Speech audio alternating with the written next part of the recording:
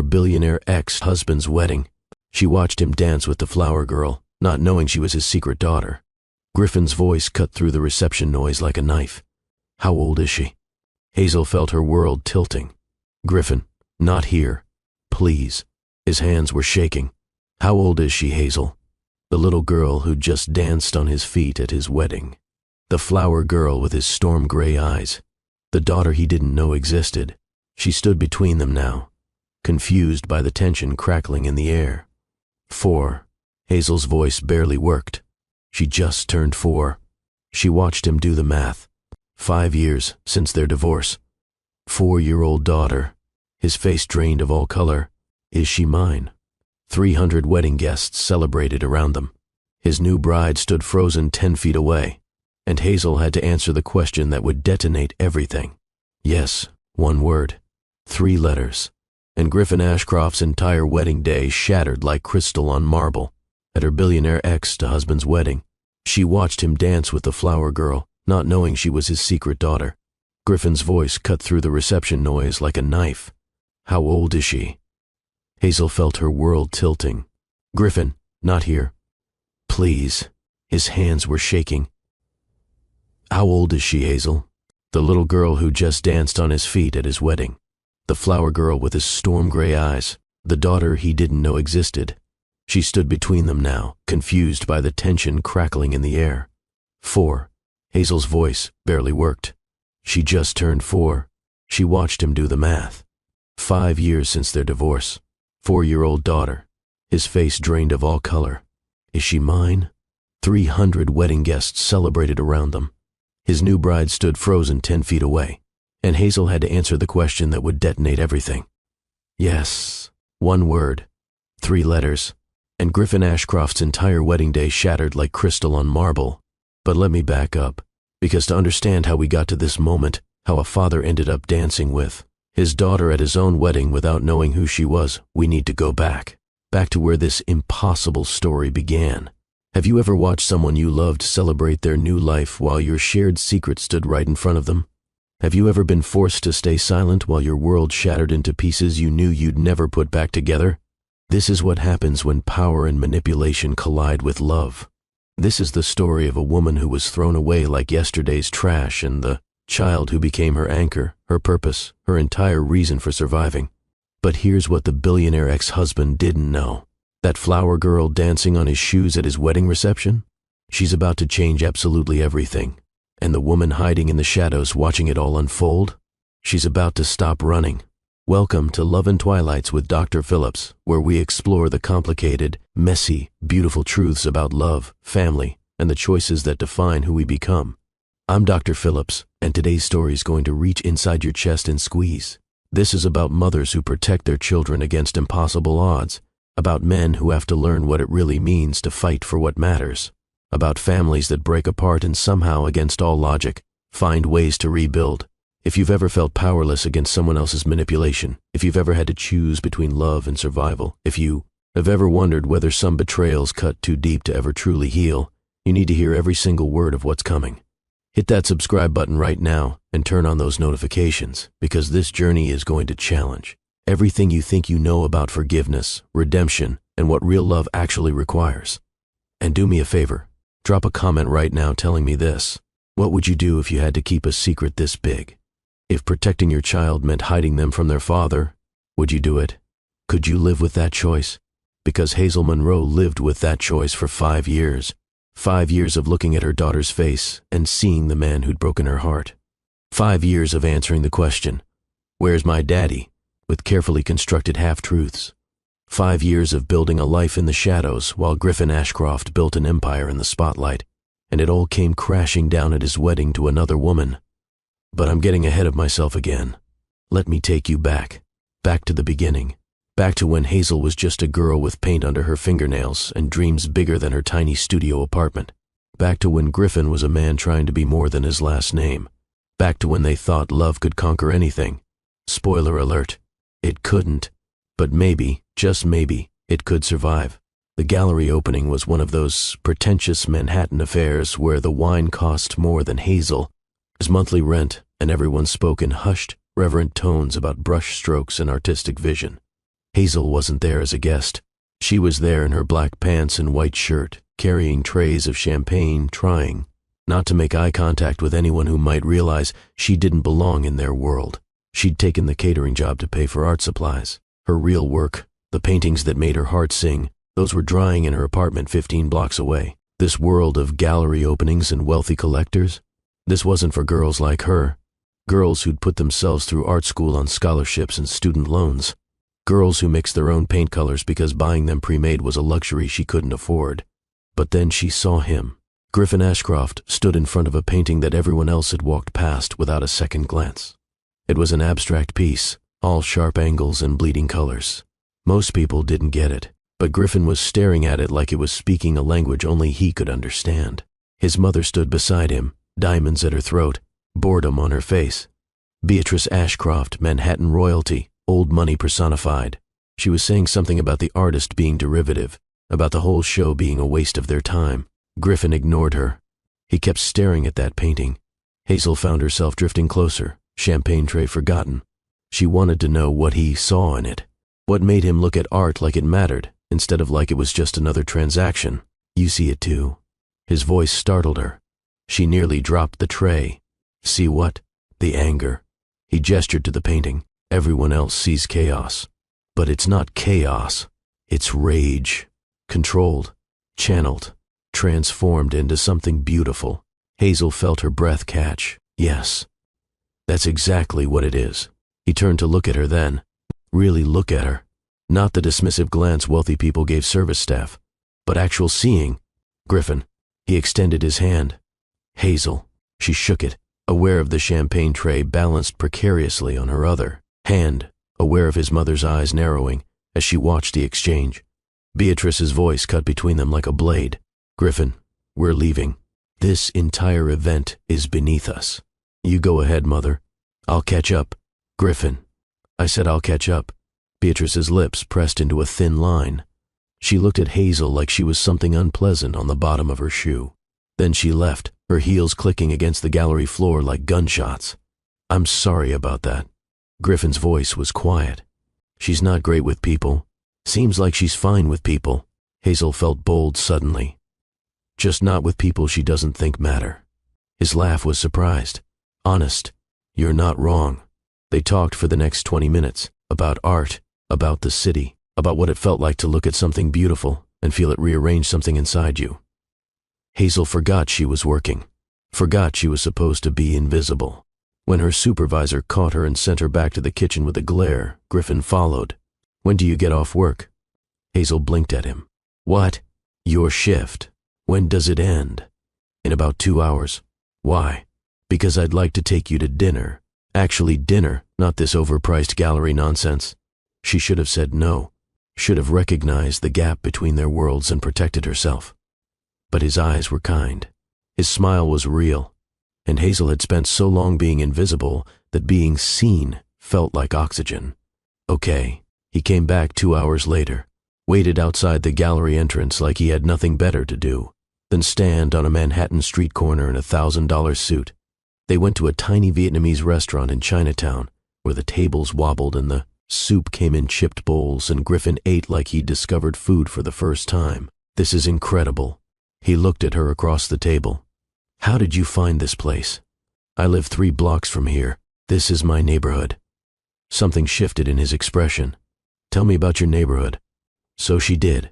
She told him about her studio apartment with the broken radiator and the view of a brick wall, about the bodega owner who let her buy groceries on credit when money was tight, about the subway musicians she stopped to listen to every morning, about the art she made when everyone else was sleeping because those quiet hours were the only time her mind went silent enough to create. And Griffin listened, not the polite half-attention wealthy people gave when they were waiting for their turn to talk, but real listening, like her words mattered, like she mattered. He told her about his life too, about being raised to run an empire he'd never asked for, about board meetings and expectations and the weight of a family name that had been important since before he was born, about loving art and literature and philosophy, but being told those were hobbies, not purposes, about feeling like an actor in someone else's play. When he walked her home, they stopped outside her building. The contrast was almost funny. Him in his designer suit, her in her catering uniform, two people from different universes who'd somehow collided. "Can I see you again?" His voice was hopeful, uncertain in a way that made him seem less like an Ashcroft and more like just a man. "Yeah," Hazel smiled. "I'd like that." That was 5 years ago, and for 6 months they existed in a bubble, secret dates in her neighborhood where no one knew his name, long conversations that stretched until dawn, him showing up at her apartment with takeout and wine, sitting on her floor while she painted, content to just be near her. He didn't tell his mother. Hazel understood why. Beatrice Ashcroft would have ended it before it began, would have reminded Griffin about appropriate matches and family expectations, and all the reasons a girl from nowhere wasn't suitable for an Ashcroft heir. But secrets have expiration dates, and theirs ran out the night Griffin decided he didn't care about appropriate anymore. They were in her apartment. Hazel was working on a painting, music playing softly, completely lost in the work. She didn't hear him come up behind her, didn't realize he was there until his arms wrapped around her waist. "Marry me." She nearly dropped her brush. "What?" "I'm serious. Marry me. Not someday. Not when it's convenient or appropriate or when my mother approves. Now. Marry me now. Griffin, I love you." He turned her to face him. "I love that you see the world differently than everyone else I know. I love that you don't care about my last name or my money. I love who I am when I'm with you. So marry me. Please." She should have said no. Should have seen all the ways this would end badly. But she was 23 and in love, and he was looking at her like she was the only thing in the world that mattered. Yes, they got married 2 weeks later. City Hall. No family. Just them and 2 witnesses they pulled off the street. Hazel wore a vintage dress she'd altered herself. Griffin wore jeans and a smile that made him look younger than his 27 years. It wasn't the society wedding Beatrice would have planned. It wasn't the fairy tale Hazel had imagined as a girl. It was better. It was real. For 3 months, they were happy.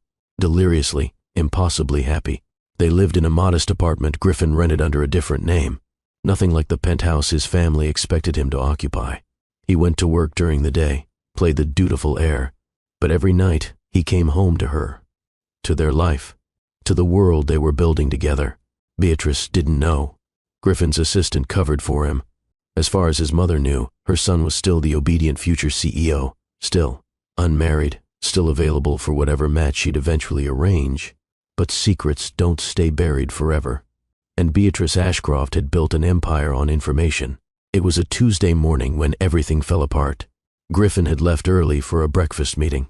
Hazel was still in bed, fighting a wave of nausea that had been plaguing her for the past week. She'd been too scared to take a pregnancy test, too scared to confirm what her body was already telling her. The pounding on the door made her jump. When she opened it, Beatrice Ashcroft stood in the hallway like an avenging angel, 2 security guards flanking her. "Pack your things." Beatrice's voice could have frozen fire. "This farce is over." "Excuse me? Don't play stupid, dear. It's beneath even you." Beatrice pushed past her into the apartment, looking around with barely disguised disgust. "Did you really think I wouldn't find out? That my son could marry trash without me knowing?" The word hit like a slap. Hazel felt her spine straighten. "I'm not trash. And Griffin and I are married. Legally married. You can't just..." "Can't I?" Beatrice pulled out her phone, showed Hazel a document. Annulment papers. Already filed. Already approved by a judge who happens to be a very good friend of the family. "You can't do that without Griffin's consent." "Can't I?" Beatrice smiled. It was terrifying. "My son is in Paris right now. Emergency business with our European offices. He'll be there for at least a week. By the time he returns, you'll be gone and this unfortunate episode will be handled. He would never agree to this." "He already has, dear." Beatrice's voice was almost kind, pitying. He realized what a mistake this was. Realized you were never going to fit into his world. "He asked me to handle the details while he was away, so he wouldn't have to face the unpleasantness." The room spun. "No, he loves me." He loved the fantasy. Beatrice corrected. The rebellion. The little art student who made him feel bohemian and interesting. But reality has set in. You were a phase. Nothing more. I don't believe you. Beatrice held out another paper. A severance agreement, $100,000 for Hazel to disappear quietly, to sign an NDA promising never to speak publicly about her marriage to Griffin, to vanish from his life as completely as if she'd never existed. I'm not signing that. Then I'll make your life very unpleasant. Beatrice's mask of civility dropped. I'll destroy your reputation, ensure you never work in this city again, bury you in legal fees until you're living on the street.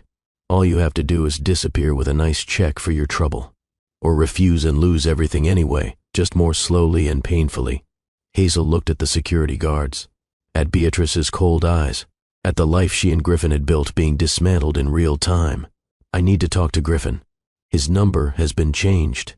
His email account has been updated. You won't be reaching him. Beatrice checked her watch. You have 2 hours to pack whatever you can carry. After that, the locks will be changed and anything left behind will be disposed of. 2 hours. 2 hours to pack up 3 months of marriage, 6 months of love, a lifetime of dreams. Fine. Hazel heard her own voice like it belonged to someone else. I'll sign your NDA, but I'm not taking your money. I don't want a single dollar from your family. Beatrice looked almost surprised. How noble. It's not noble. Hazel met her eyes. I just don't want anything from you. Not your money. Not your approval. Nothing. I'll leave. I'll sign whatever you want.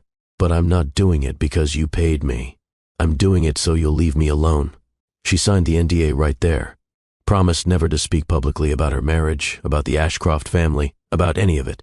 The document was pages long, full of legal language she barely understood. But she signed every page because she just needed it to be over. Very wise.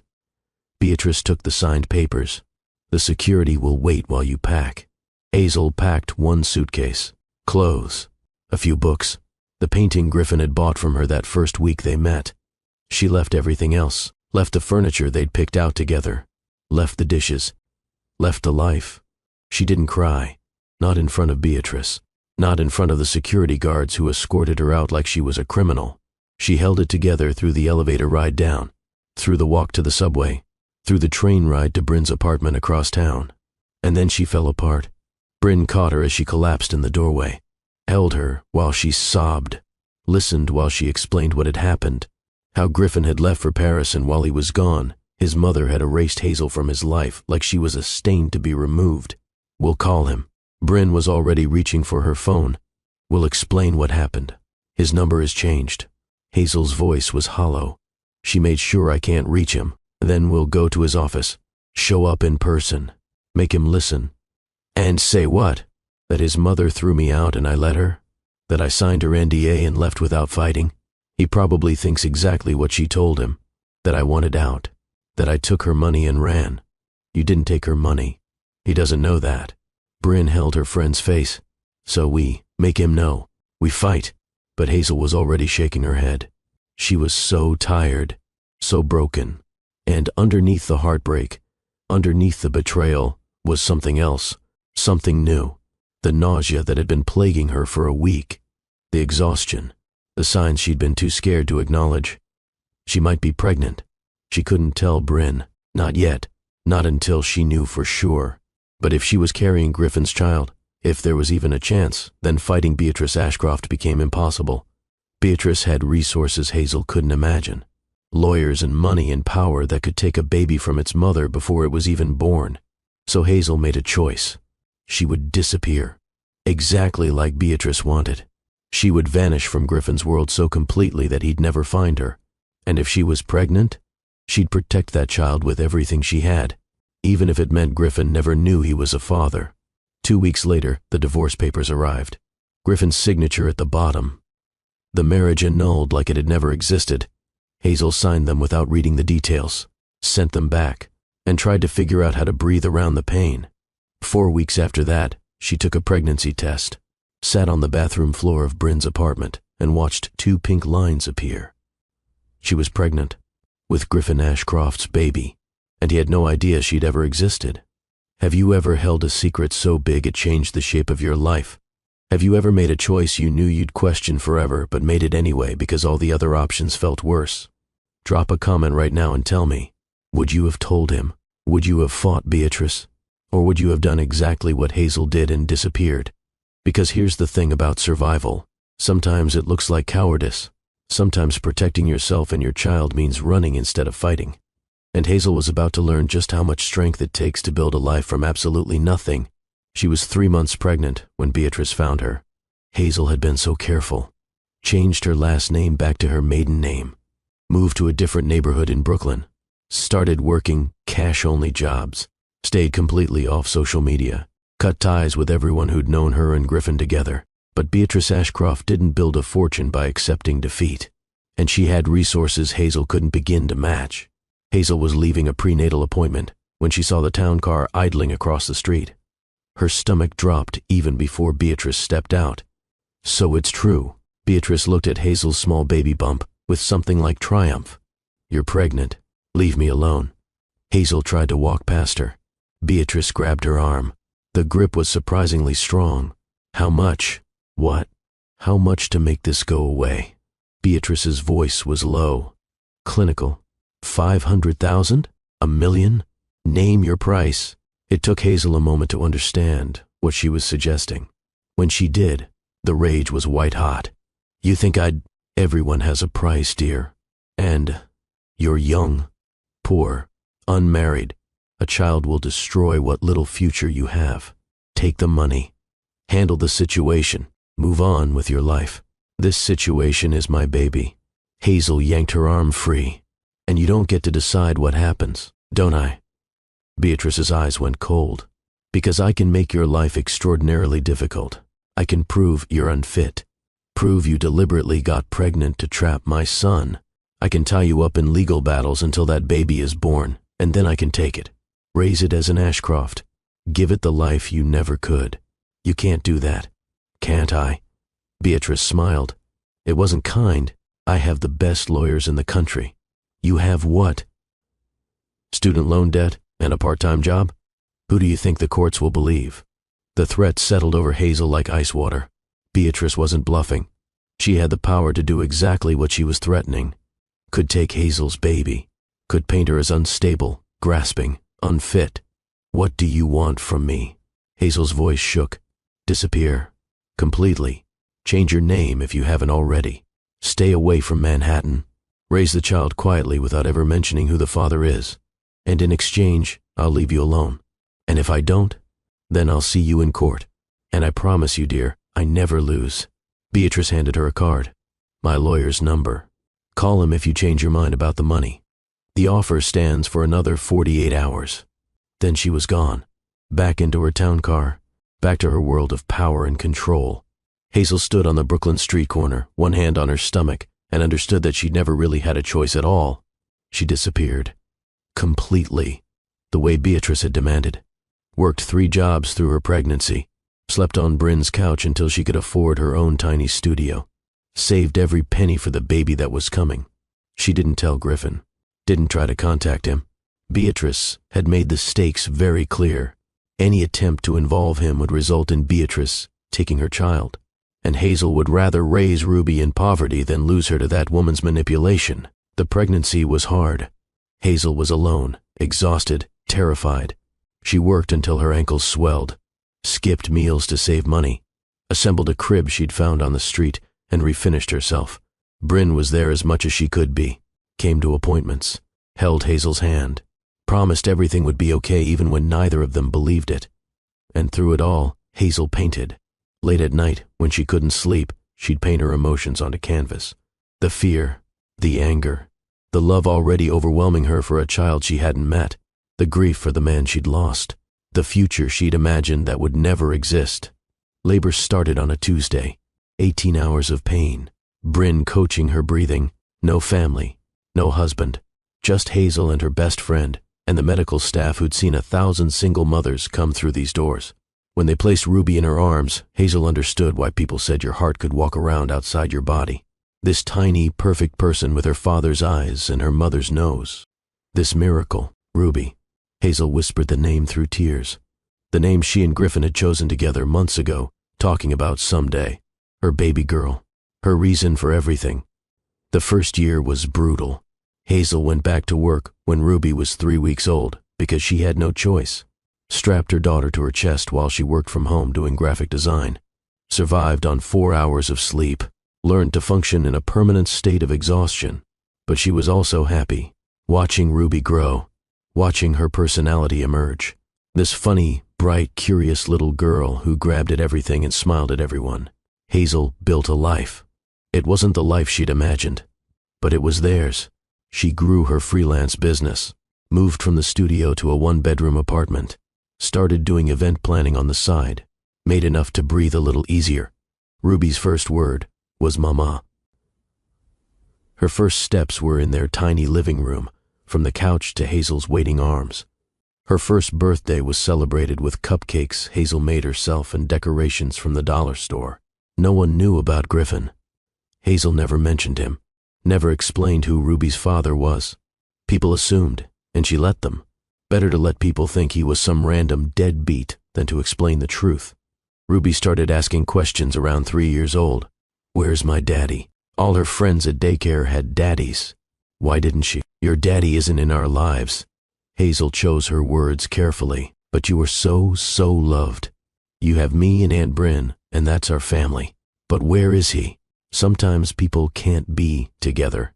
Even when they love each other, it's complicated, baby. Ruby accepted this the way children accept everything.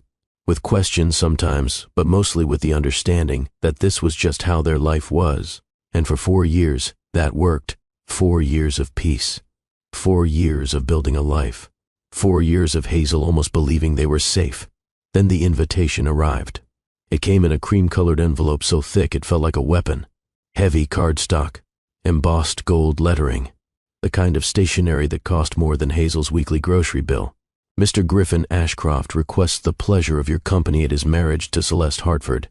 Hazel stared at it like it was a snake. Her hands shook as she read her name written in calligraphy. Table 17, dinner, and dancing to follow. No personal note, no explanation, just her name. Invited to watch the man she'd loved marry someone else. She threw it in the trash immediately. That is psychological warfare. Bryn fished it out, read it, threw it back. You're not going. I'm not going. Hazel agreed. But then her phone rang. A number she didn't recognize. When she answered, a crisp voice said, Miss Monroe? This is Elizabeth Chen from Ashcroft Events. We're coordinating the Ashcroft-Hartford wedding and we'd like to discuss your services. My services? Your event planning portfolio came highly recommended. We need additional coordination for the reception. Are you available for a consultation? And that's when Hazel understood. This wasn't a guest invitation. Beatrice had tracked her down, found her business, and was pulling her into Griffin's wedding as staff. The cruelty was breathtaking. Hazel should have refused, should have said no and dealt with whatever consequences came. But then the coordinator mentioned the contract, the penalty clause for backing out. 6 figures, more than Hazel made in 2 years. If you accept and then fail to fulfill the contract, the financial penalty is quite severe. The coordinator's voice was matter-of-fact. Mrs. Ashcroft insisted. She's very particular about reliability. Of course she did. Beatrice had found a way to trap her. Accept the job or face financial ruin. Come to the wedding or lose everything she'd built. Hazel took the job because she had Ruby to think about. Because 6 figures of debt would destroy them. Because Beatrice had backed her into a corner with no good options. But she made plans. She'd work the event, stay in the background, keep Ruby far away from the venue, get through one horrible day, and then be done with the Ashcroft family forever. The universe had other plans. The day of the wedding started wrong. Mrs. Kim, the babysitter, called at 6 in the morning. I'm so sorry. I'm in the emergency room. Kidney stones. I can't watch Ruby today. Panic set in. Hazel called 12 different babysitters. All booked. All unavailable. She had to be at the venue by 8 for setup. The wedding was at 2. She had no options. Bring her. Bryn was already at the venue, helping with setup. Just for the morning. I'll take her home before the ceremony. It'll be fine. It had to be fine. Hazel had no choice. She dressed Ruby in play clothes, packed snacks and coloring books, and drove to the Ashcroft estate in the Hamptons, the sprawling property where she'd once spent weekends feeling like an intruder, where Beatrice had looked at her with barely concealed disgust. Now she was back, catering her ex-husband's wedding to another woman, with their secret daughter in tow. The morning went smoothly. Ruby played quietly in the coordinator's office. Hazel worked setup, arranged flowers, oversaw the caterers, made sure every detail was perfect. At noon, Bryn tried to leave with Ruby. That's when the fire marshal showed up for an inspection. No one in or out until it's complete. Bryn's car wouldn't start. The ceremony was in 2 hours, and Hazel was trapped at Griffin's wedding with their 4-year-old daughter. Then the wedding coordinator found them. She looked at Ruby, and her face lit up. Perfect. You're absolutely perfect. What? Our ring bearer just canceled. The flu. But this little girl, she's exactly the right age. Mrs. Ashcroft already approved it when I showed her the photo. No. Hazel's heart stopped. Absolutely not. It's already done. The coordinator was scrolling through her phone. Look, Mrs. Ashcroft said, and I quote, "She's perfect for the role. We've already arranged the dress." This was the trap. This had always been the trap. Beatrice had planned this, had made sure Ruby would be here, would be seen, would be inserted into Griffin's wedding like a bomb waiting to detonate. I can't. Hazel was begging now. Please, you don't understand. Your contract has a clause about cooperation with last-minute changes. The coordinator's voice wasn't unkind, just matter of fact. Mrs. Ashcroft made it very clear. This isn't optional. So Hazel did the only thing she could. She knelt in front of her daughter. Ruby, baby, they need you to do something very special today. Can you be very brave for Mommy? What do I have to do? Walk down the aisle at the wedding? Carry a special pillow? It'll be like being a princess in a fairy tale. Really? Ruby's eyes went wide. I get to be in the wedding?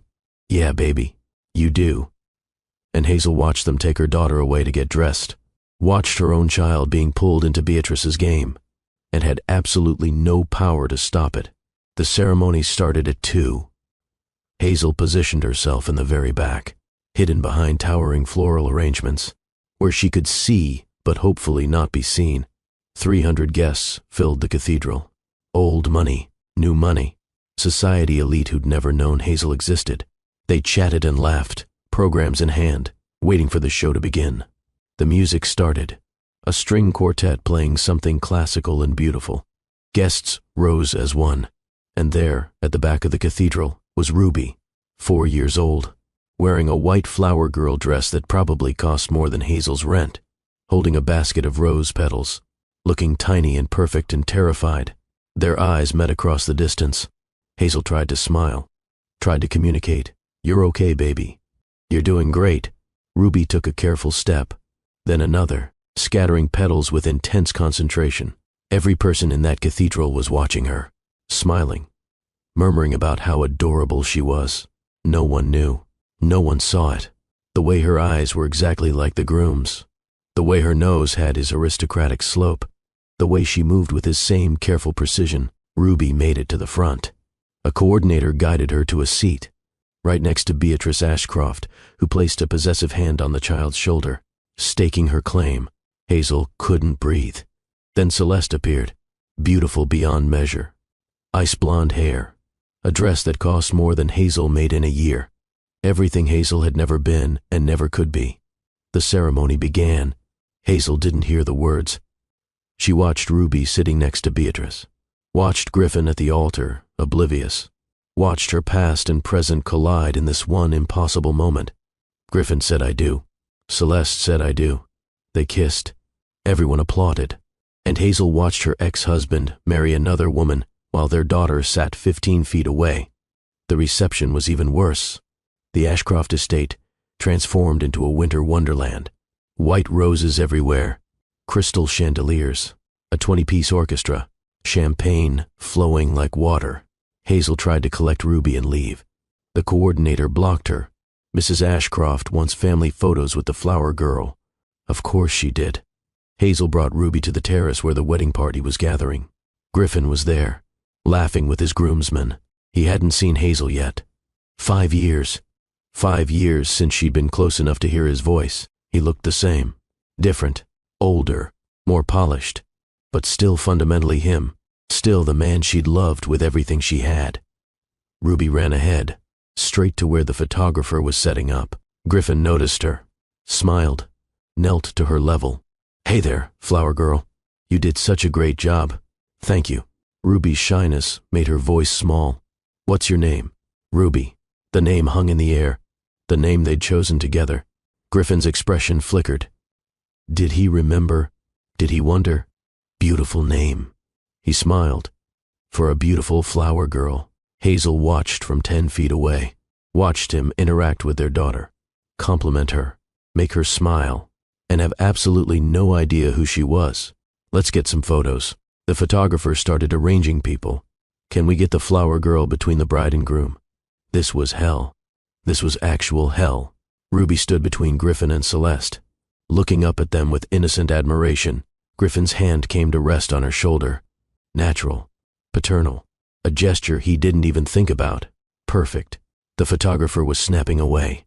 Now just the groom and flower girl. Griffin lifted Ruby into his arms. She giggled. He was so tall, so nice. She liked him immediately. "So, Ruby," he adjusted her in his arms. "Do you like weddings? This is my first one. It's very fancy. It is very fancy." He laughed. "Are you here with your family?" "My mommy's here. She's working."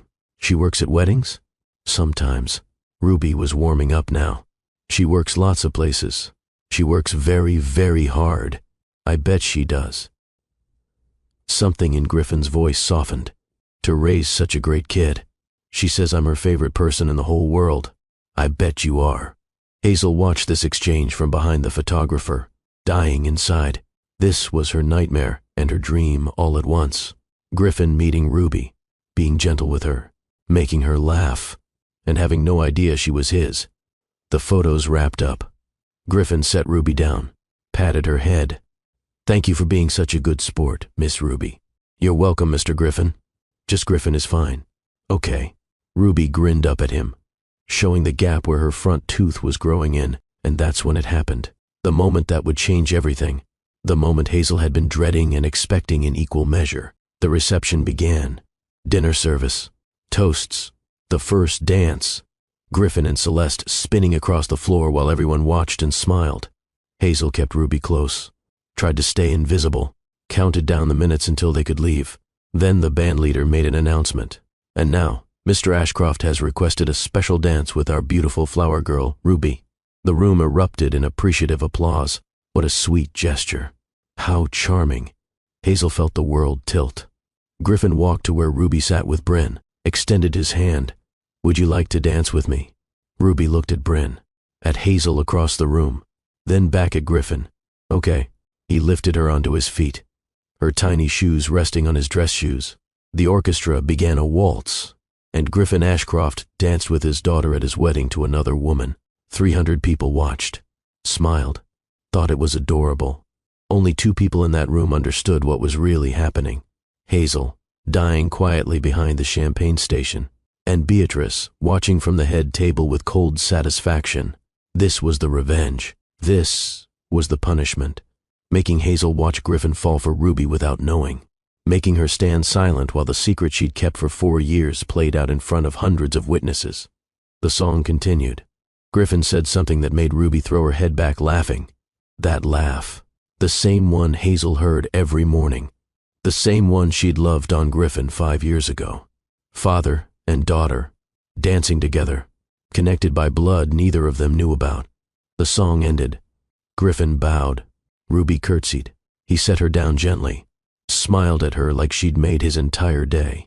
"Thank you for the dance, Miss Ruby. Thank you." She ran back toward Bryn, chattering about how fun it was. And Hazel knew she had to leave. Right now, before this got any worse. She collected Ruby, made excuses to the coordinator, started heading for the exit. "Hazel?" The voice froze her in place. Griffin's voice, saying her name. After 5 years of silence, her name in his mouth. She turned slowly. He stood 10 feet away, staring at her like he'd seen a ghost. "What are you doing here?" "Working." Hazel forced her voice to stay steady. "Congratulations on your wedding." Griffin moved closer, his eyes scanning her face like he was trying to confirm she was real. "I didn't know you'd be here. I didn't." His voice trailed off as his gaze dropped to Ruby, who was holding Hazel's hand, half hidden behind her mother's legs. Ruby peeked out at him. Hi again. Hi. Griffin's voice had gone strange, distant. He looked at Ruby, really looked at her. Then back at Hazel. His expression was changing, confusion giving way to something else, something that looked like dawning horror. Hazel saw the exact moment the pieces started fitting together in his mind. She watched him do the math, watched his eyes move from Ruby's face to hers and back again. How old is she? The question came out rough, desperate, like he already knew the answer, but needed to hear it anyway. Griffin, not here. Hazel's heart was pounding so hard she thought it might break through her chest. Please. How old is she, Hazel? Ruby pressed closer to her mother, sensing the tension, the danger in the air. Mommy, who's that? This is... Hazel's voice failed. This is an old friend, baby. Why don't you go find Aunt Bryn? But I want to stay with you. Ruby, please. Something in her mother's tone made Ruby obey. She let go of Hazel's hand and walked slowly toward where Bryn stood, near the entrance, looking back over her shoulder with worried eyes. When she was gone, Griffin spoke again, his voice barely above a whisper. How old? 4. She just turned 4. The color drained from his face. 4. 5 years since we divorced. You were, yes, pregnant. When you left, when your mother had me escorted out, yes. When you were in Paris and couldn't be bothered to answer my calls, yes. When I signed those divorce papers with your signature at the bottom, yes. I was pregnant, and you never told me. His voice was rising now, drawing attention from nearby guests. You never thought to mention that you were carrying my child? How exactly was I supposed to do that? Hazel's own anger was surfacing, breaking through the fear. Your mother changed your number, had your email blocked. She threatened me, Griffin, told me she'd take my baby if I ever tried to contact you. So excuse me for trying to protect my daughter from a family that had already proven they'd destroy anyone who didn't fit their perfect mold. My daughter. The words seemed to break something in him. You mean our daughter? No. Hazel stepped closer, her voice fierce. Mine. I'm the one who was pregnant and alone. I'm the one who worked 3 jobs to keep a roof over our heads. I'm the one who's been there for every fever, every nightmare, every milestone. You don't get to claim her just because you finally figured out she exists. I didn't know she existed because you kept her from me. I kept her safe. From me. His voice cracked. You kept my own child safe from me. From your mother. From your family. From people who see children as pawns in power games instead of human beings who deserve to be protected. The commotion was drawing a crowd now. Guests turning to look, whispering, pulling out phones. Griffin. A woman's voice cut through the tension. Cool. Controlled. Celeste appeared beside them, still in her wedding dress, her face carefully blank. I think we should take this somewhere private. Celeste. Griffin looked at his bride.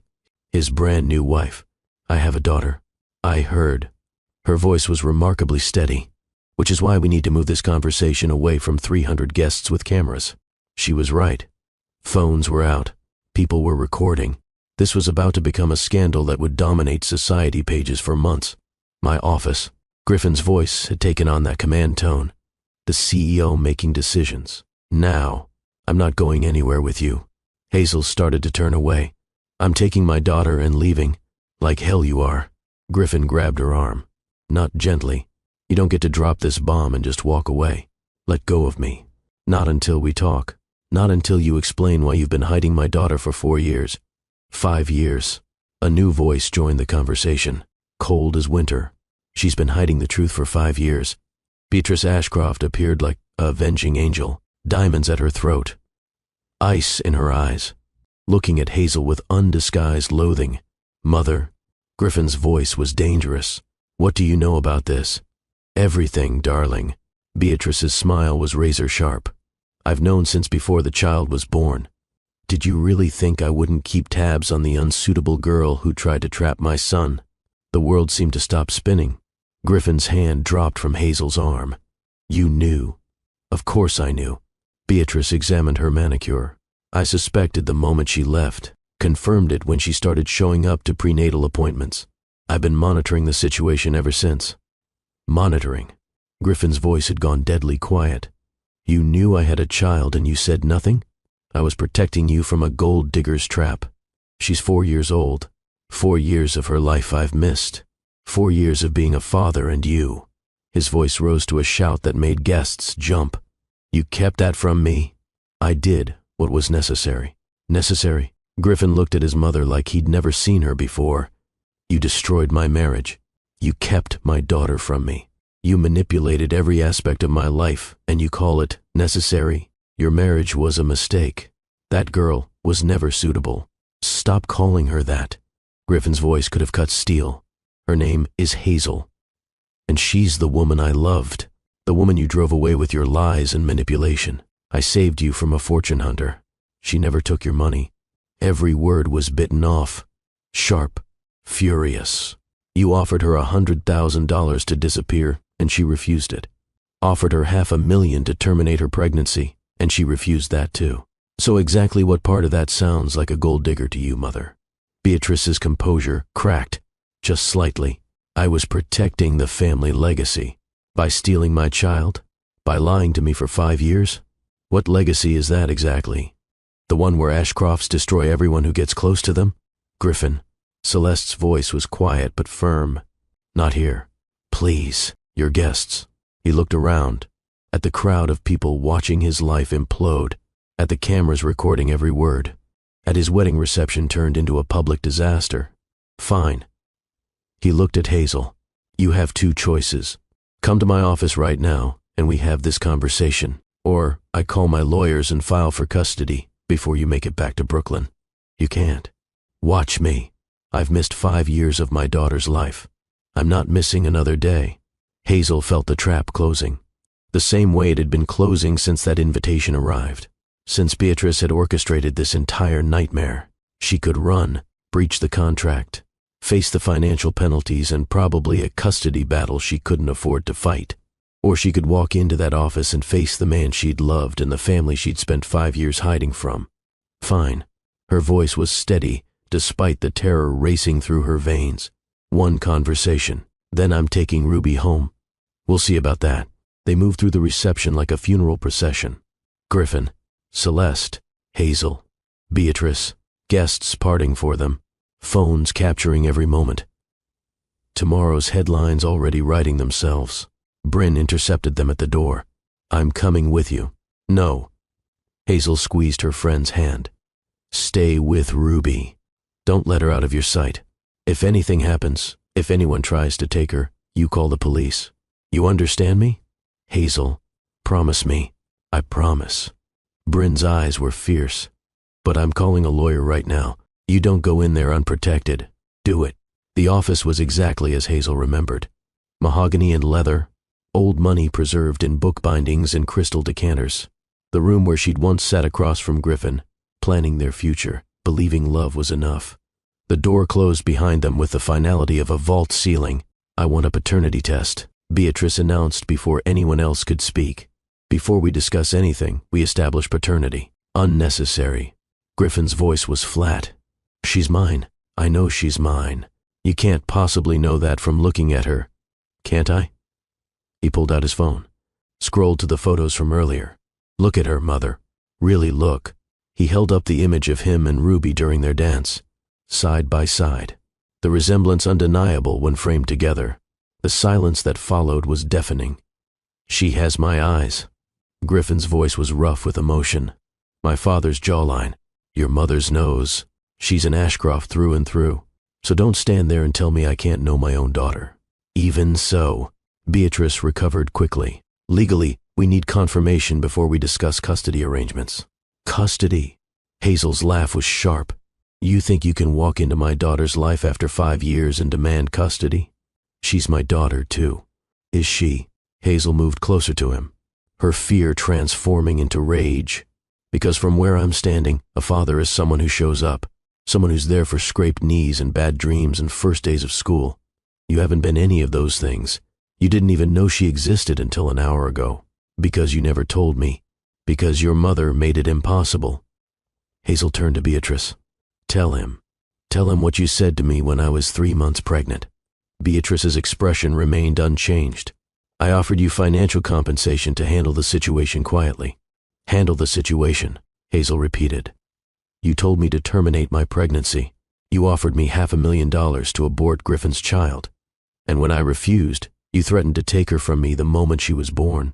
You said you'd prove I was unfit, that you'd bury me in legal fees, that I'd never see my baby again because I didn't have the resources to fight you. Griffin had gone very still. Is this true? I was protecting our family. Answer the question, Mother. Did you tell her to abort my child? I gave her options. Did you threaten to take the baby? Beatrice lifted her chin. I informed her of the legal realities, that an Ashcroft child deserves to be raised with certain standards, that she wasn't equipped to provide those standards, that the courts would agree with me. You threatened to steal my daughter. Griffin's voice shook. Before she was even born, you planned to take her. For her own good. For her own good? He laughed. It sounded broken. You don't even see it, do you? You don't see how twisted this is. How wrong. I was thinking of the child's future. No. You were thinking about control, about maintaining your grip on this family, about making sure nothing happened that you didn't orchestrate and approve. Someone has to maintain standards. Standards? Griffin's voice rose again. You destroyed my marriage, kept my daughter from me, manipulated every aspect of my life. Those aren't standards, Mother. That's abuse. The word hung in the air. Beatrice flinched. Actually flinched. Celeste had been silent until now. She spoke quietly from her position by the window. She knew about Ruby before the wedding. What? Griffin turned to her. Your mother knew. Celeste's voice was eerily calm. She's the one who insisted Ruby be the flower girl, who arranged for the original ring bearer to cancel, who made sure Hazel would be here, trapped by contract, forced to watch you dance with your daughter without knowing who she was. Griffin looked at his mother. Tell me that's not true. Beatrice said nothing. Her silence was answer enough. Why? His voice broke on the word. Why would you do that? Because she needed to understand her place. Beatrice's mask finally dropped, showing the cruelty underneath. Because you needed to see what inappropriate choices cost. Because I wanted that girl to watch you build a proper life with a suitable wife while her bastard child served your wedding. Get out. Griffin's voice was ice. Get out of my office. Get out of my house. Get out of my life. Griffin, I said get out. You're done. No contact with me. No contact with my daughter. I'll make sure you're financially comfortable, but you are removed from all company decisions, all family trusts, all aspects of my life, effective immediately.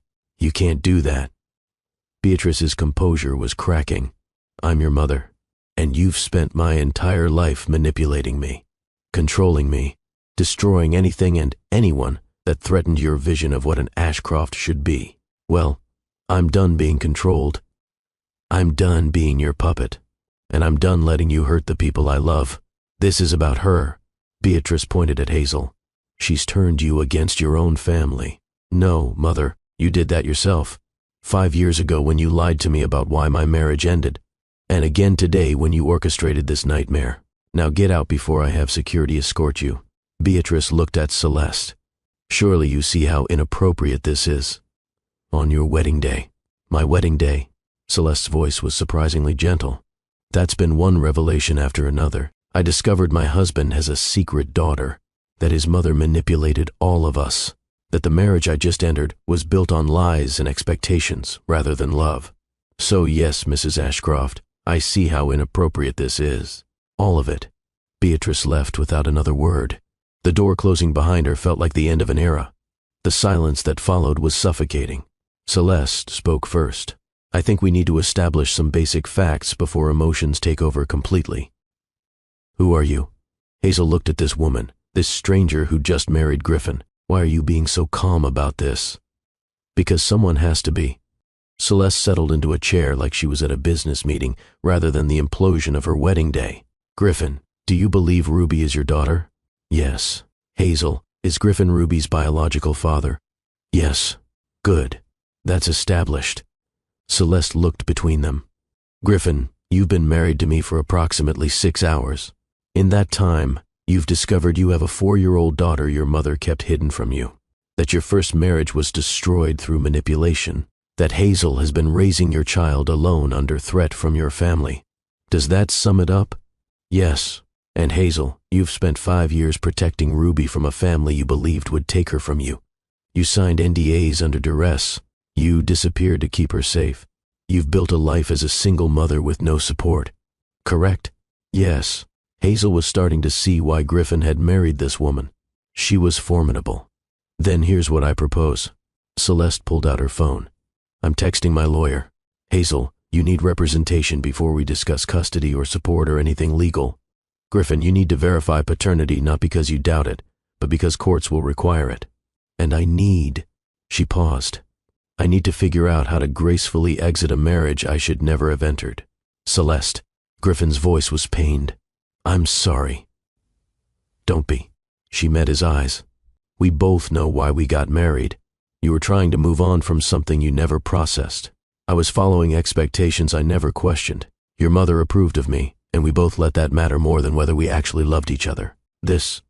She gestured to the situation. This is just bringing the truth to the surface faster than we expected. You don't have to leave me because of this. Yes, I do. Celeste's smile was sad.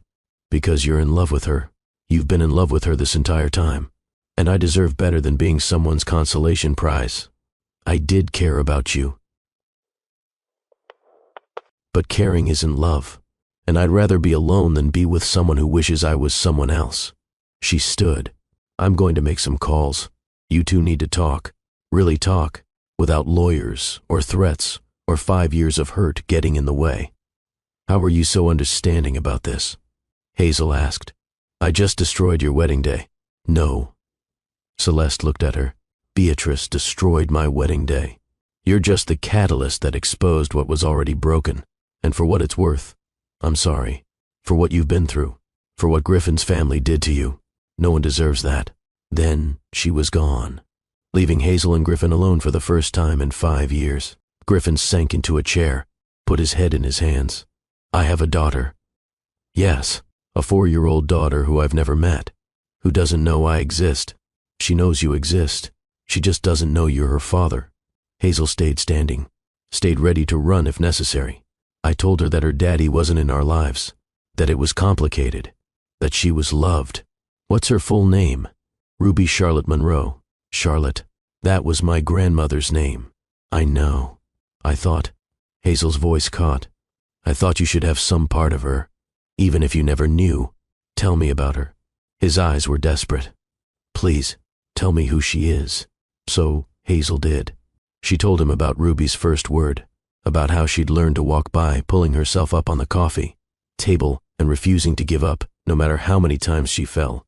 About her obsession with dinosaurs and art and anything that sparkled. About her kindness, the way she shared her snacks with kids at daycare, even when she didn't have much. About her laughter, her curiosity, her fierce little spirit that reminded Hazel of Griffin every single day. She sounds incredible. Griffin was crying now, not hiding it, just letting tears fall, and I've missed all of it. I'm sorry. The words came out before Hazel could stop them. I'm sorry you missed it. But I'm not sorry I protected her. I know. He wiped his face. I understand why you did it. My mother is. He laughed bitterly. She's exactly who you thought she was. Worse, maybe. I just never saw it clearly until today. What happens now? Hazel asked the question she'd been dreading. I want to know her. His voice was firm. I want to be her father, not just a name on a birth certificate or a check in the mail. I want to be present in her life. And if I say no, then I'll fight you in court, and I'll win because I have resources you can't match. He held up a hand before she could speak. But I don't want it to be like that. I don't want our daughter caught in the middle of a custody war. I don't want to hurt you any more than I already have. You didn't hurt me. Hazel's voice was quiet. Your mother did. I let her. That's the same thing. He stood, moved closer but didn't touch her. I should have fought for you 5 years ago. Should have questioned why you suddenly wanted out. Should have called you myself instead of letting Mother handle everything. I was a coward, and our daughter paid the price for it. We both did. Yeah, we did. He looked at her, really looked at her. You're different. So are you. Are you happy? Hazel, are you happy with the life you've built? The question caught her off guard. I don't know if happy is the right word. I'm surviving. building something. Ruby is the best thing that's ever happened to me. But do I wish things had been different? Do I wish she had a father? Do I wish I hadn't spent 5 years looking over my shoulder waiting for your mother to take her? Yes. To all of it. I want to change that. Not the past. I can't fix the past. But the future. Let me be part of her future. Under what terms? Whatever you're comfortable with. Supervised visits. Slow introductions. I'll go to therapy to work through the mess my mother left in my head. I'll prove I'm serious about this. About her. He paused. About making things right. You can't make this right, Griffin. You can't get back 5 years. I know. But I can do better going forward. I can be the father Ruby deserves. If you let me. Hazel wanted to say no. Wanted to protect the life she'd built. The safe, small world where Ruby was hers and hers alone. But looking at Griffin's face, at the genuine devastation there, at the man who was finally standing up to his mother after a lifetime of control, she couldn't. Okay. We can try. Slowly, carefully, with boundaries and rules and the understanding that if you hurt her, if you disappoint her, if you're anything less than consistent and present, I'm done. You don't get second chances with a 4-year-old's heart. I understand. And therapy. You go to therapy. You work through all the ways your mother messed you up. Because I won't let you pass that damage on to our daughter, already planning to call someone tomorrow. He almost smiled. What else? Your mother doesn't get unsupervised access. Ever. She sees Ruby with me present, or not at all. Agreed. Honestly, I'm not sure she'll be seeing Ruby at all.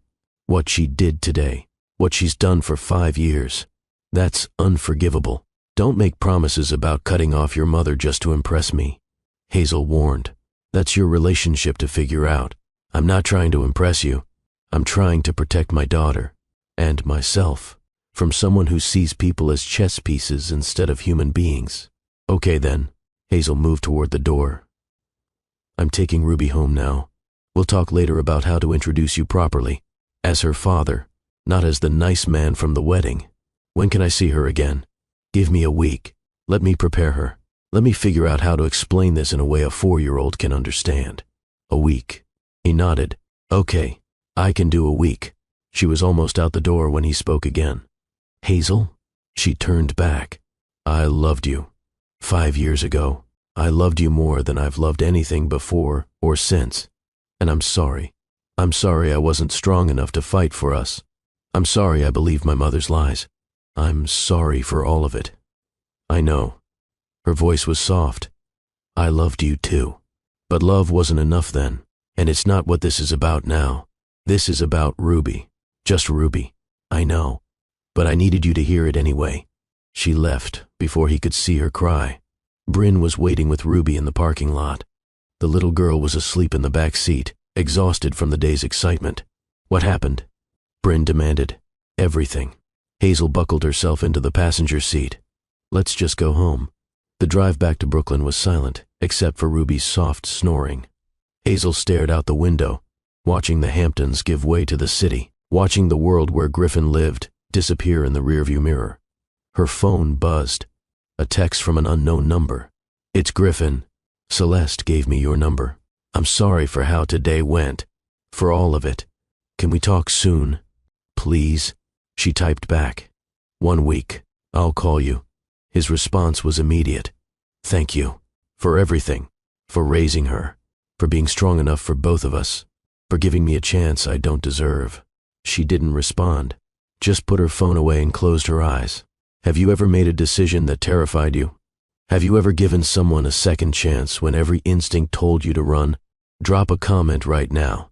Tell me, should Hazel trust Griffin? Should she let him into Ruby's life? Or should she protect what she's built and keep him at arm's length? Because here's what happens next. The part most stories don't show you. The hard work, the slow rebuilding, the daily choice to trust or to guard. The messy, complicated reality of two people trying to co-parent when they're not quite past the hurt that tore them apart. If you're still watching, if this story has grabbed you, I need you to hit that like button right now. Subscribe to Love and Twilights with Dr. Phillips. Turn on notifications. Because we're about to jump forward. We're about to see whether Griffin can back up his promises with action. Whether Hazel can learn to trust again. Whether Ruby can have the father she deserves. Share this video with someone who needs to hear it, someone who's trying to decide whether to forgive, someone who's co-parenting through pain, someone who needs to know that sometimes the bravest thing you can do is give people the chance to prove they've changed. And comment below. Tell me what you're feeling. Tell me what you'd do. Tell me if I'm crazy for believing some people can actually transform. Because transformation is what comes next. 1 week later, Hazel sat Griffin down in her tiny Brooklyn apartment. The contrast to his world couldn't have been starker. Her thrift store furniture, her paintings on the walls, the place she'd built with nothing but determination and love. This is where you live. He looked around, not with judgment, with something that looked like awe. This is home. She gestured for him to sit. Ruby's at a play date. We have an hour before she gets back. Okay. He sat on the edge of her second-hand couch, looking completely out of place and somehow perfect anyway. Here's how this is going to work. Hazel had rehearsed this speech 100 times. You're going to meet her as my friend first. Someone I used to know who wants to get to know her. We're not telling her you're her father until she's comfortable with you, until you've proven you're going to stick around. How long will that take? However long it takes. Could be weeks. Could be months. She sets the pace, not us. Understood. You'll see her twice a week to start. Dinner's here, with me present.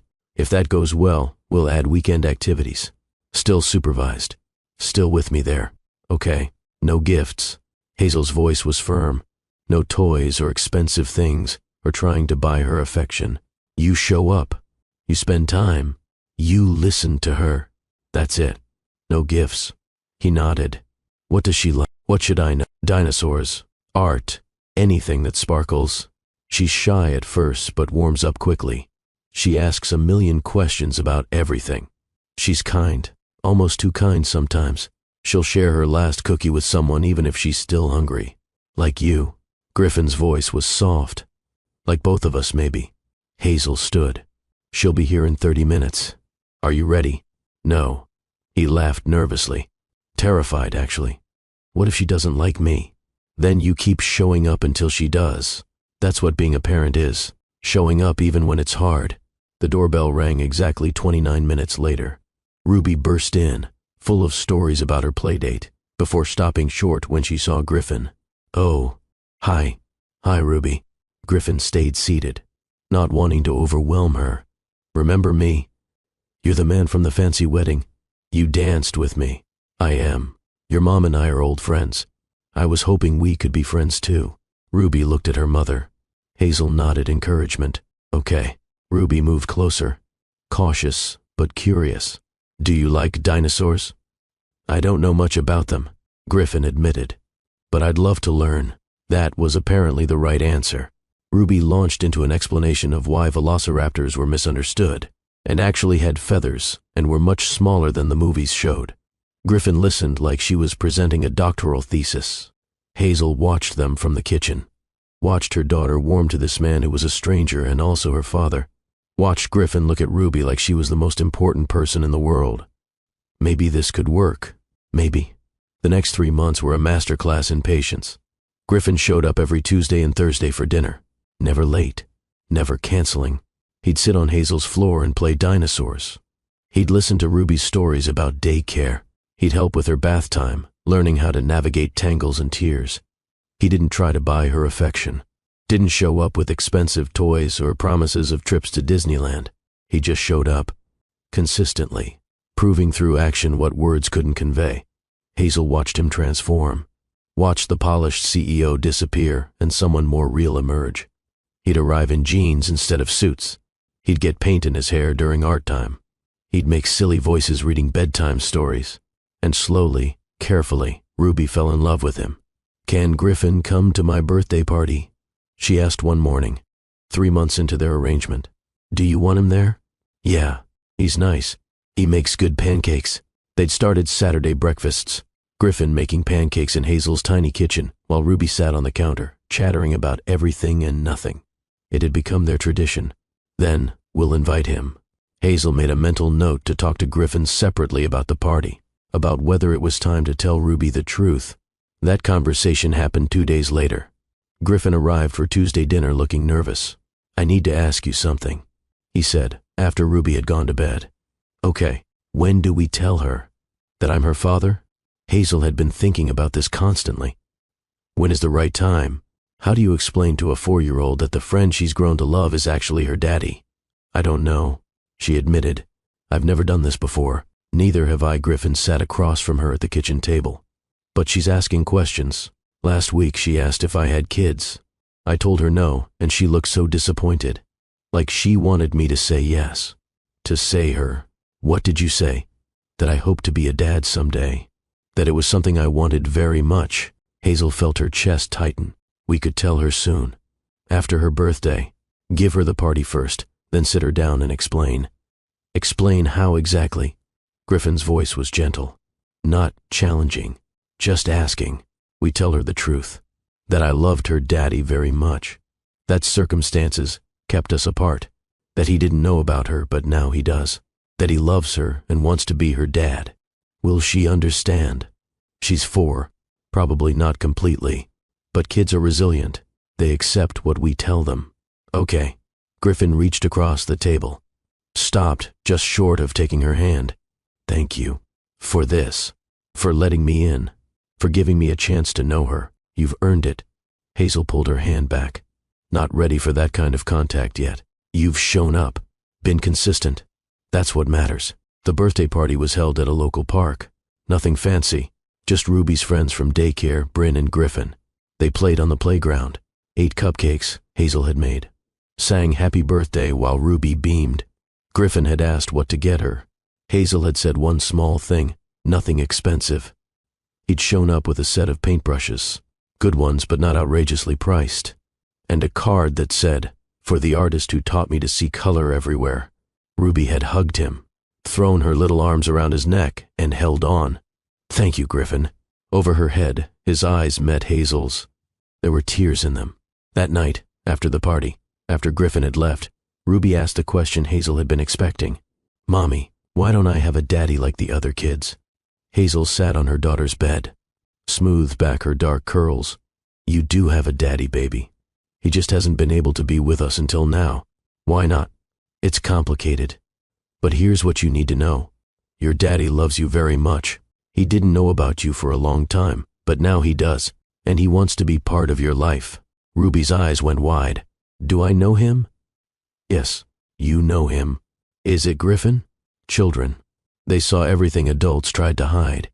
Yes, baby. Griffin is your daddy. Really? Ruby sat up. Really, really? Really, really? Hazel felt tears on her cheeks. Is that okay? Is that why he comes to see us? Because he's my daddy? Yes.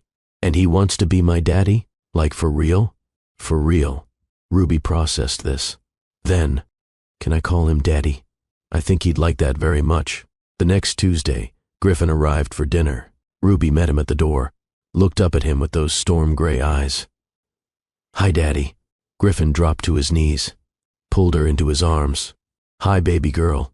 He was crying. Ruby patted his face. It's okay. Mommy said you didn't know about me, but you know now, so it's okay. I love you so much. His voice broke. I'm so sorry I wasn't here before, but I'm here now. I'm going to be here from now on. Okay. Ruby hugged him back. Can we have pancakes for dinner? Through tears and laughter. Absolutely. Whatever you want. Watching them, Hazel felt something shift. Not forgiveness, not quite. But the beginning of letting go. The start of believing that maybe, just maybe, some things could be rebuilt. The next 6 months were a study in co-parenting. Griffin and Hazel worked out a formal schedule. Every Tuesday and Thursday for dinner. Every other weekend. Holidays split evenly. It was businesslike, practical. But there were moments. Small moments that felt like something more. The time Ruby got sick and Griffin showed up at 2 a.m. with medicine and stayed. The whole night, helping Hazel through fever checks and vomit cleanup. The time Hazel's business nearly went under and Griffin offered connections, not money. Introductions to people who could hire her, not handouts that would make her uncomfortable. The time they both attended Ruby's preschool graduation and sat together, watching their daughter receive her certificate, both of them crying like she'd graduated Harvard. Griffin went to therapy, told Hazel about it sometimes, about unpacking his mother's control, about learning to set boundaries, about grieving the relationship with Beatrice that had never been healthy but was all he'd known. Beatrice tried to contact him multiple times. He refused every attempt, made it clear that until she apologized to Hazel and committed to therapy, there would be no relationship. She never apologized. Pride, apparently, was stronger than love for her grandson. Celeste divorced Griffin quietly, gracefully. 6 months after their wedding, it was over. Society pages speculated, but she never spoke publicly about what had happened. Just moved on. Eventually started dating someone new, someone who looked at her the way Griffin never had. And through it all, Hazel watched Griffin become a father. The real kind. Not the type who showed up for photo ops, but the kind who knew Ruby's favorite bedtime story, who could braid her hair, who understood that sometimes when she said she was fine, she wasn't. 1 year after the wedding, exactly 1 year to the day, Griffin showed up for Tuesday dinner looking nervous. "I wanted to ask you something," he said after Ruby was in bed. "Okay." Hazel had learned to read his nervous looks. "This was something big. There's a charity gala next month for children's literacy. I'm on the board. It's probably going to be boring. Black tie, lots of speeches, but," he took a breath, "would you come as my date?" The question hung between them. Griffin, just to see, just to test if maybe there could be something more than co-parenting. "I'm not asking for promises, just one night, to see if what we had is completely gone or if maybe there's something there worth exploring. I don't know if I can do that." Hazel's voice was honest, vulnerable. "I'm still scared, still hurt, still not sure I can trust that you won't disappear again." "I know, and I understand if the answer is no, but I've been in therapy for a year. I've worked on myself, on understanding why I let my mother control me, on becoming someone who makes his own choices. And my choice is you. It's always been you. What about Ruby? If we try this and it doesn't work, she's the one who gets hurt. Then we're careful. We're adults about it. We make sure she knows that whether we're together or not, we're both her parents, both committed to her, no matter what." Hazel looked at this man, this person who'd been Griffin Ashcroft, heir and CEO, and was now just Griffin. Father, person trying to be better, person who'd spent a year proving he could change. "One date." Her voice was barely audible. "We go to your gala. We see how it feels. No promises beyond that." His smile was like sunrise. "One date. I can work with that." The gala was everything Griffin had promised. Boring speeches, rubber chicken, the same society people who'd witnessed his wedding disaster a year ago. But Hazel wore a dress she'd designed herself, held her head high. And when Griffin introduced her as his date, as Ruby's mother, as someone important to him, she didn't shrink. They danced, really danced for the first time since those early dates 5 years ago. "I've missed this," Griffin said quietly. "Holding you. Don't," Hazel warned. "Don't go too fast. Sorry." He backed off immediately. "One step at a time. One step at a time," she agreed. But when he drove her home, when they stood outside her apartment building, when he asked if he could kiss her, she surprised herself. Yes, it was gentle, tentative, a kiss that tasted like possibility and second chances and all the things they'd lost finding their way back. When they pulled apart, Hazel was crying. "Was that okay?" Griffin looked worried. "Yeah," she laughed through tears. "Yeah, that was okay. Can I do it again?" "Not yet." She smiled. "But maybe someday. I can wait." His voice was sure. "I've got time." And he did. He waited another 6 months.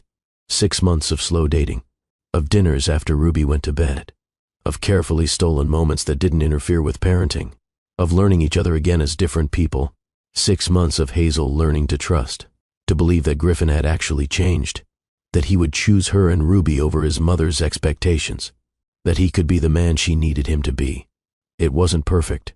They fought sometimes, about parenting styles, about boundaries, about the past that still hurt even when they were trying to move forward. But they also laughed, talked until 3 a.m., built something new from the pieces of what had broken 2 years after the wedding. 2 years exactly. They were in Central Park, Ruby running ahead, chasing pigeons, wearing a purple coat Hazel had made. "I love you." Griffin said it simply, no drama, just truth. "I love you, and I love our daughter, and I love the life we're building, and I want to ask you something. Hazel's heart started racing. Griffin, not what you're thinking. He smiled. I'm not proposing. Not yet. You're not ready, and I understand that. But I want to ask, when you are ready, when you can imagine trusting me that much again, would you consider it? Consider giving us another chance. Not picking up where we left off, but starting fresh. As the people we are now. Hazel looked at him. At this man who'd proven himself over 2 years. Who showed up for his daughter without fail. Who'd cut off his toxic mother. Who'd gone to therapy and done the work and become someone worthy of a second chance. Ask me again in 6 months, she said, when you've kept every single promise for 3 years straight. His smile was radiant. I can do that. And he did. 3 years to the day after that disastrous wedding. 3 years of consistent fatherhood. 3 years of slow, careful relationship building. 3 years of proving he'd changed. Griffin proposed, not with $1 million ring or a grand gesture. Just the two of them on Hazel's apartment building roof. Ruby asleep downstairs with Bryn. The city lights spread below them. I know I don't deserve you. His voice shook. I know I hurt you. I know 3 years doesn't erase 5 years of pain. But I love you. I love our daughter. I love the family we've built. And I want to spend the rest of my life proving I'm worthy of that love. Will you marry me? Hazel looked at the simple ring in his hand, looked at his face, looked at the future stretching out before them. She thought about the girl she'd been, young, in love, believing love conquered all. She thought about the woman she'd become, strong, independent, a mother who'd built a life from nothing. And she thought about Ruby, sleeping downstairs, happy, loved, with 2 parents who adored her and each other. Yes, the word came out sure, strong, yes, but we do this my way. Small wedding, just us and the people who matter. No society spectacle, no Ashcroft production, just real, whatever you want. Griffin was crying, laughing, putting the ring on her finger. Anything you want, forever. They got married 6 months later. City Hall again. Ruby is their flower girl, for real this time. Bryn as maid of honor. Celeste attended, bringing her new partner, happy for them both. Beatrice was not invited, was not mentioned, had no place in their new beginning. And when they said I do this time, it meant something different. Not the hopeful promises of children, but the solid commitment of people who'd been broken and rebuilt, who knew love wasn't enough by itself, who understood that family was built on choice and consistency and showing up even when it was hard. Ruby stood between them as they exchanged vows. One small hand in each of theirs, connecting them, the reason they'd found their way back. Afterward, they went to that same Vietnamese restaurant where they'd had their first date, ate soup from chipped bowls, laughed with Ruby, began again, not where they'd left off, but somewhere better, somewhere earned. Beautiful souls, what's the lesson here? What's the truth we need to carry forward? First, a mother's love is the fiercest force in this universe. Hazel was 23, broke and alone, and she still chose to protect her child over everything else. Society might judge women like her, call them vindictive for keeping secrets, but she wasn't being cruel. She was surviving. She was protecting the most vulnerable person in her world with the only weapons she had, distance and silence and a strength most people will never need. Second, money and power mean absolutely nothing if you're not making your own choices. Griffin had everything, wealth, status, success, but he didn't have freedom. His mother controlled his relationships, his marriage, his entire life. Real power isn't what you own. It's the courage to choose your own path even when it costs you everything. Third, manipulation destroys more than just relationships. It destroys generations. Beatrice thought she was protecting her family, but her lies cost Griffin his marriage and 5 years with his daughter. Her control fractured every relationship she touched. When we manipulate the people we claim to love, we don't protect them. We poison them. We create wounds that take years to heal. Fourth, redemption isn't about apologizing. It's about changing. Griffin could have showed up with lawyers, could have demanded custody, could have used his wealth and power to take Ruby. Instead, he showed up consistently, went to therapy, set boundaries with his mother, earned his place in his daughter's life one day at a time. That's real change, not words. Actions, daily choices over years. Fifth, some love stories need to be interrupted to become what they're meant to be. Hazel and Griffin at 23 were too young, too naive, too controlled by others to make their relationship work. But Hazel at 28, independent, strong, clear about her worth. And Griffin at 32, healed, boundaried, choosing authentically. These versions of them had a real chance. Sometimes you have to lose someone to become the person worthy of keeping them. And, finally, trust isn't rebuilt with words. It's rebuilt with time. Hazel didn't forgive Griffin in a moment of passion. She made him prove himself, day after day, month after month, year after year, 3 full years of consistent action before she could believe he'd actually changed. That's not coldness. That's wisdom. That's self-respect. That's knowing your worth and refusing to settle for less. If you're watching this and you've been the Hazel, betrayed, abandoned, fighting alone, I want you to know something. Your strength is extraordinary. The way you've protected yourself and your children matters. You're not bitter for having boundaries. You're wise. You're not cold for requiring proof instead of promises. You're smart. Don't let anyone make you feel guilty for protecting your peace. If you're the Griffin, someone who's realized too late what they've lost, there's hope. But only if you're willing to do the real work.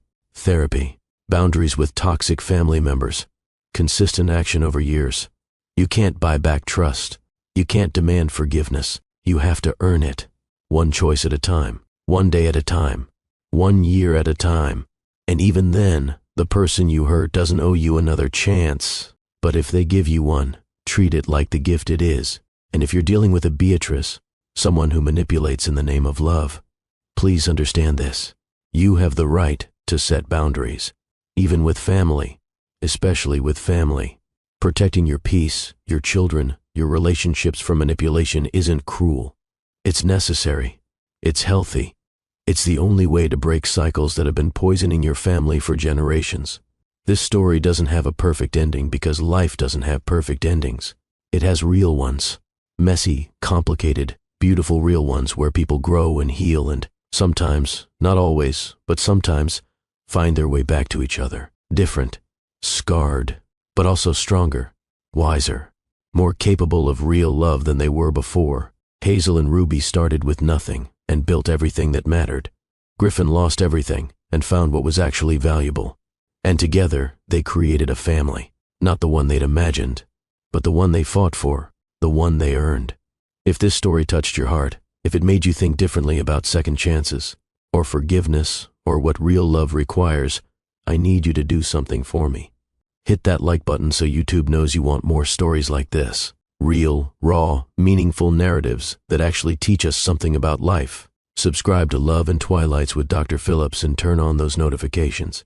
Every week I'm bringing you stories that will challenge you, inspire you, and remind you of your own strength. Share this video, not for the algorithm, though I appreciate that, but because someone you know needs this message. Someone is trying to decide whether to give a second chance. Someone is fighting alone like Hazel. Someone needs to hear that redemption is possible, but it requires real work. And drop a comment. Tell me what this story taught you. Tell me what you would have done differently. Tell me if you're team second chance or team protect your peace. Because both are valid. Both are important. And the answer depends on whether someone is willing to do the work to earn that chance. I'm Dr. Phillips, and I'll see you in the next story. But before you go, remember this. You are worthy of love that chooses you. Consistently, every single day. Love that backs up words with action. Love that sees you as a priority, not an option. Don't settle for less. Don't accept manipulation disguised as care. Don't let anyone make you feel guilty for requiring them to prove they've changed before you risk your heart again. And if you're the one who needs to change, who needs to prove themselves, understand that it takes time. Years, maybe. And that's okay. Real transformation isn't quick. It's deep. It's lasting. It's the kind of change that rebuilds foundations instead of just painting over cracks. Some love stories aren't finished when they're interrupted. They're just waiting for the people in them to become who they need to be, to grow, to heal, to learn what love actually requires. This was one of those stories, and maybe yours is too. Until next time, beautiful souls, Keep fighting for what matters. Keep protecting your peace. Keep believing that people can change when they choose to do the work. And keep loving, not recklessly, not naively, but wisely, with boundaries and self-respect, and the understanding that the greatest love stories aren't the easy ones. They're the ones that required everything from everyone involved, the ones that were earned,